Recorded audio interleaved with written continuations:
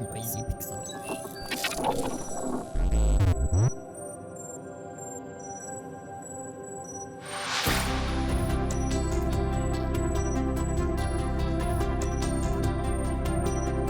Chances are you've heard of Azur Lane. If you haven't, well, the crash course is that they are waifu embodiments of warships known as Kansen. Beginning as a mobile game, the franchise has found its way onto consoles with the release of Azur Lane Crosswave. Much like its mobile counterpart, the game requires that fans invest themselves for hours to receive various rewards, which might not work for anyone who doesn't already have a ship foo.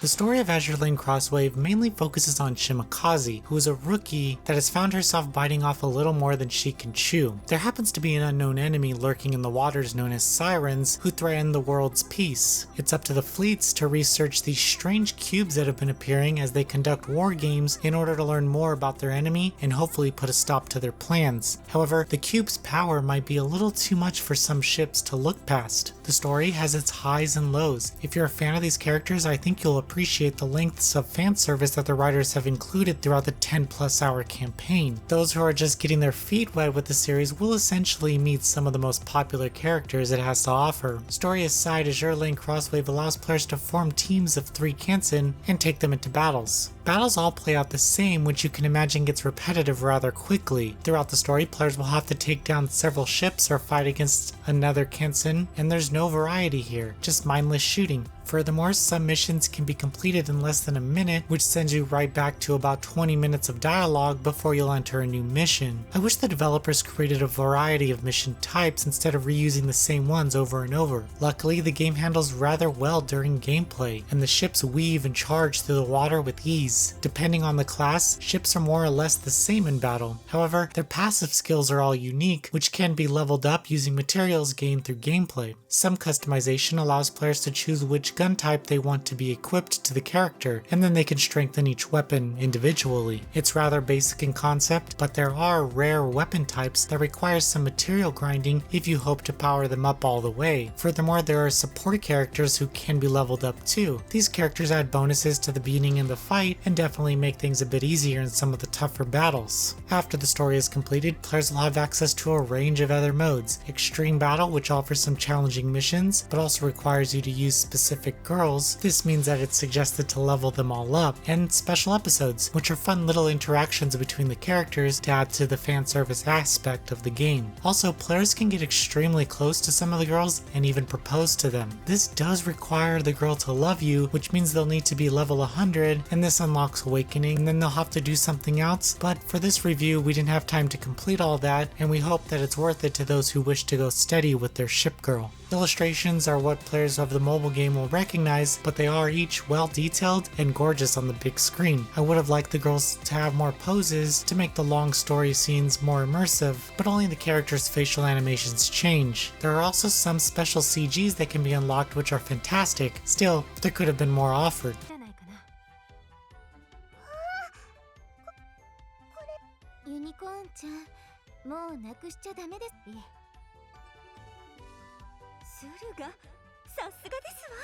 Azur Lane Crosswave is for fans, plain and simple. The game might hold over a newcomer for an hour or two, but the repetitive nature of the gameplay won't keep your attention. Still, there are some rather attractive ship girls here that make it a little easier to digest. This game knows its audience and doesn't cater too much outside of that. Azur Lane Crosswave has plenty of fun elements about it, but know that it is simply the mobile game brought to a 3D space. There are aspects of the game that I feel fell short, but I did enjoy the challenge and the after-story offerings enough to want to continue playing. Plus, I never had to worry about burning money on gacha rolls. Noisy Pixel is giving Azur Lane Crosswave a 7.5 out of 10. Thank you for watching. Please read the full review on noisypixel.net. Noisy Pixel is run by a group of gamers who work hard to deliver news, reviews, previews, and more. Please subscribe to keep up with all our future content.